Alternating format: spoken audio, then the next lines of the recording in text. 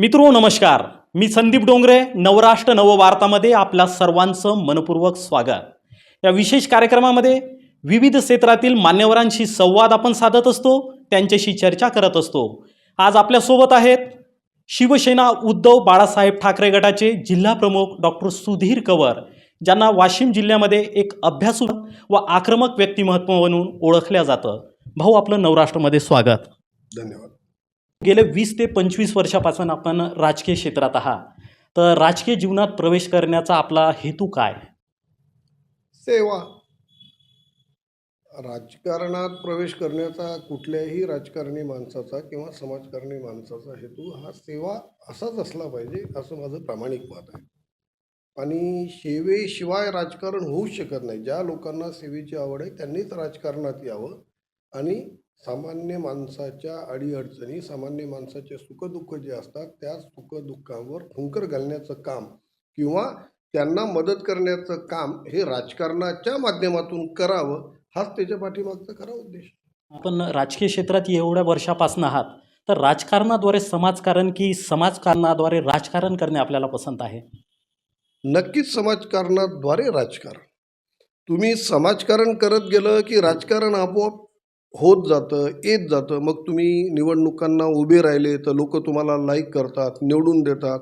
आता माझ्या तामशी जिल्हा परिषद सर्कलमधल्या सगळ्या, आज आमच्या सर्कलमध्ये असलेली जी गावं आहेत किंवा जी आमच्या सर्कलमधनं बाहेर गेलेली गावं आहेत, या सगळ्या गावांचे मानावे तेवढे उपकार कमी आहेत.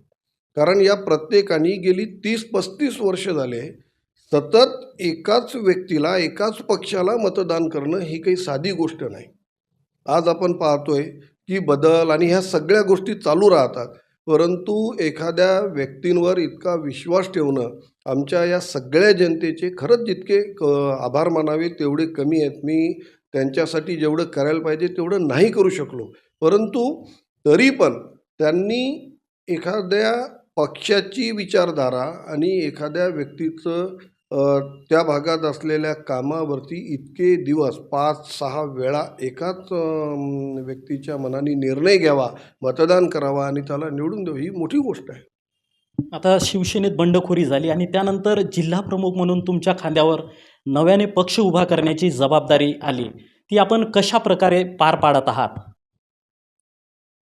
नाही, हे ते कर्तव्य म्हणूनच आम्ही सगळं काम करतोय. आम्ही माननीय बाळासाहेब जे आमचे वंदनीय आणि सगळ्यांना शिवसेना प्रमुख बाळासाहेब ठाकरे आहेत, त्यांच्या विचाराने, त्यांच्या व्यक्तिमत्वाने आणि त्यांच्या एकूण जे धाडस होतं किंवा त्यांची जी हिंमत होती, जो दरारा होता, याने आम्ही प्रभावित झालेले आणि भारावून गेलेली सगळी माणसं. त्याच्यामुळे शिवसेनेत निष्ठेने काम करायचं आहे एवढंच ठरवलं आहे. बंडखोरी कुणी केली, बंडखोरांनी काय केलं, बंडखोर कसे बाहेर पडले याचा विचार न करता मी माझ्या आई इतकं प्रेम हे आमच्या पक्षावरती करतोय, ही वस्तुस्थिती आहे. म्हणून आपल्या आईला जितकं आपण जपतो तितकं आपण पक्षाला जपलं पाहिजे.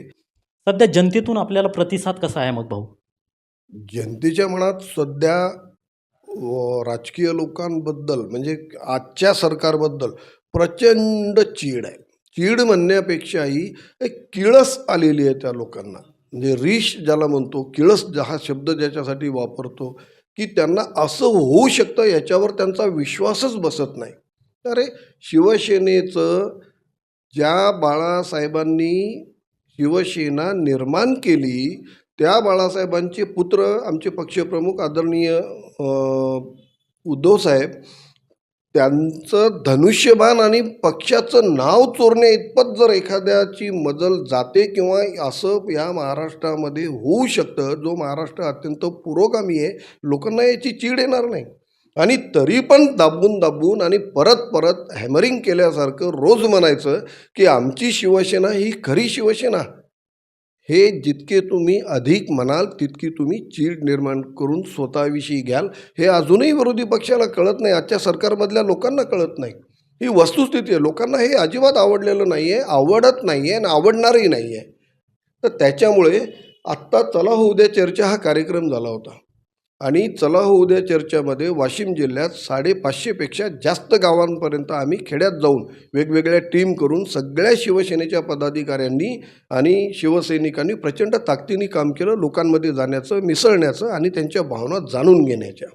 अरे तेव्हा हे सगळं लक्षात आलं आहे की किती चीड आहे. लोक फक्त एवढंच म्हणत होते की निवडणुका कधी घेतात याची वाट पाहून आहेत लोक, आणि या सगळ्या प्रकाराचा बदला ते निवडणुका आल्यानंतर आपलं मतदान करून घेतल्याशिवाय राहणार नाही. शिवसेनेच्या स्वभावाप्रमाणे तुमच्यात आक्रमकता आहे, परंतु त्यानंतरही अनेक प्रसंगी मोठमोठे प्रश्न तुम्ही अत्यंत संयमाने हाताळून सोडवणूक केली आहे.